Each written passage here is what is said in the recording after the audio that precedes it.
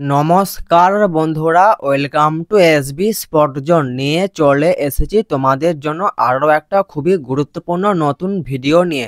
খুবই একটা গুরুত্বপূর্ণ ভিডিওটা সবাই প্রথম থেকে শেষ পর্যন্ত দেখবে। তো চলো ভিডিওটা শুরু করা যাক। আশা করি তোমরা বুঝতেই পেরেছো এই ভিডিওতে আমরা কোন ক্লাবকে নিয়ে কথা বলতে চলেছি।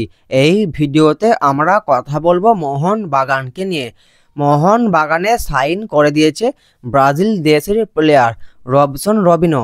গতকাল রাত থেকে ট্রান্সফার মার্কেটে এই আপডেটটা ঘোরাফেরা করছে।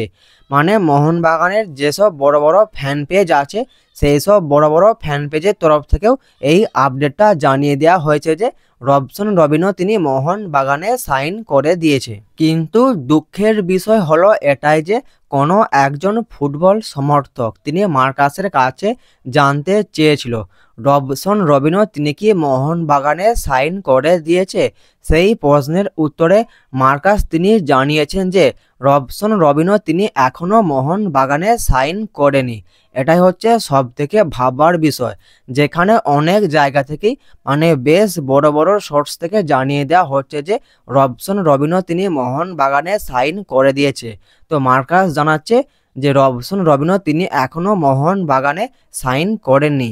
কিন্তু আরও একজন তিনি একটা বড় আপডেট জানিয়েছেন। তিনি জানিয়েছেন যে রবসন রবিনোর সঙ্গে মোহনবাগানের কথাবার্তা অ্যাডভান্স পর্যায়ে চলছে ঠিকই, কিন্তু রবসন রবিনো তিনি এখনও মোহনবাগানে সাইন করেনি।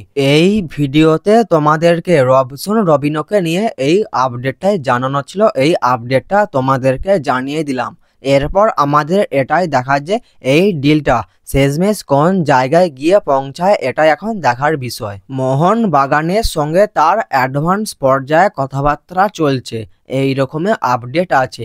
দেখা যাক তিনি শেষমেশ ভবিষ্যতে কোন ক্লাবে সাইন করে এটাই এখন দেখার বিষয়।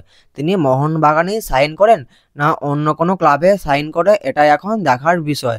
তো যতটা সম্ভব তিনি মোহনবাগানেই সাইন করবেন।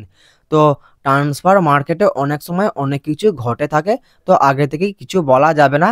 তো পরবর্তীকালে কোনো আপডেট পাওয়া গেলে আমি তোমাদেরকে অবশ্যই জানিয়ে দেব। আজকের এই ভিডিওটা এই পর্যন্তই। ভিডিওটা ভালো লাগলে ভিডিওটা অবশ্যই একটা লাইক করে দিও। দেখা হচ্ছে নতুন কোনো একটা ভিডিওতে।